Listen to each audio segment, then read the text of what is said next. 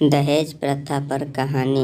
एक सुंदर सी कन्या अनामिका कॉलेज में अपना ग्रेजुएशन पूरा करती है। तभी उसकी मुलाकात एक लड़के राहुल से होती है। राहुल भी बहुत स्मार्ट और माता पिता का आज्ञाकारी बेटा है। दोनों एक दूसरे को पसंद करने लगते हैं।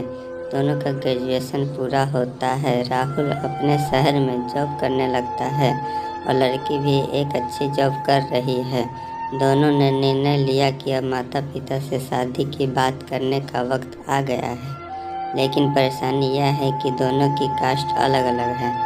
अनामिका ब्राह्मण है और राहुल राजपूत। राहुल के समाज में दहेज बहुत ज़रूरी है, जो कि नकद में होता है। उसके अलावा कई तरह के गिफ्ट और गहने भी मांग की जाती है। राहुल ने अनामिका को यह स्थिति स्पष्ट की और कहा, घर वालों को मनाओ, अगर तुम सभी मांगे पूरी करवाती हो तो मेरे माता पिता तुम्हें पलकों पर बैठाएंगे। अनामिका ने अपने माता पिता से यह बात कही। अनामिका के माता पिता को यह बात पसंद नहीं थी, पर अनामिका की जिद थी कि अगर मुझे दहेज दोगे तो मेरी इज्जत बढ़ेगी। अनामिका के माता पिता सक्षम भी थे। बिना मांगे भी अनामिका को बहुत कुछ दे सकते थे, पर उन्हें इस तरह दहेज की मांग करने वाले लोग पसंद नहीं आ रहे थे। लेकिन माता पिता अनामिका की खुशी चाहते थे। उन्हें यह डर था कि कहीं उनकी बेटी ने न सोचे कि वे अपने बेटी को कुछ देना नहीं चाहते।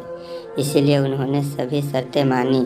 शादी में राहुल को कार, फ्लैट, फर्नीचर के साथ 50 लाख नकद दिए गए। साथ ही अनामिका को गहने भी दिए गए और सभी रिश्तेदारों को गिफ्ट और कपड़े भी दिए। शादी बहुत धूमधाम से की गई, कोई कमी नहीं छोड़ी गई। अनामिका को मन ही यह गुमान था कि कास्ट अलग होने के बावजूद माता पिता ने उसकी शादी ससुराल के हिसाब से की। अनामिका को विश्वास था कि उसे बेटी बनाकर रखा जाएगा, उसे वही प्यार दिया जाएगा जो उसके माता पिता ने दिया, क्योंकि उसने अपने ससुराल का मान रखा है। अनामिका ने अपने घर से ससुराल विदा ली। ब्राह्मण कन्या राजपूत घर की बहू बनी। ससुराल में बहुत ज़्यादा पर्दा प्रथा थी। बहू को मनचाहा खाने तक की स्वतंत्रता नहीं थी। कितनी भी भूख क्यों न हो, घर की बहू सबके खाने के बाद ही खाएगी। यहाँ तक कि उसे घर के पुरुषों के सामने बैठने तक का इजाज़त नहीं थी। अनामिका ने इस बात पर ऐतराज़ दिखाया, पर उसकी किसी ने न सुनी। राहुल ने भी यह बोलकर मुंह फेर लिया कि यह तो परंपरा है। अनामिका को जो गुमान था वो धारा का धारा रह गया। उसे अपने माता पिता की बात याद आई। जब उन्होंने समझाया था तो वो उससे बहुत लड़ी थी। उसने ससुराल में बात करने का फैसला किया। अनामिका ने अपने सास, ससुर और पति से बात की, लेकिन उन्होंने नहीं सुनी और उसे बहुत बेरहमी से पीटा गया। अनामिका ने कभी ऐसा व्यवहार नहीं था। जिसे लाए हुए दहेज पर घमंड था, वह चूर चूर हो गया था। अनामिका को माता पिता से बात करने में भी शर्म महसूस हो रही थी और इसी कशमकश में एक दिन अनामिका ने अपने आप को ख़त्म कर दिया। माता पिता को जब यह बात पता चला तो उन्हें अपनी गलती का एहसास हुआ कि वक्त रहते समझा होता तो बेटी साथ होती। जो लोग दहेज पर बेटे की शादी करते हैं उनकी सोच हर तरह से छोटी होती है। जो बेटे को नीलाम कर सकते हैं वो किसी की बेटी को कैसे अपनी बेटी बना सकते हैं। दहेज कभी खुशियों को चाबी नहीं बना सकता, यह बात सभी को समझनी होगी।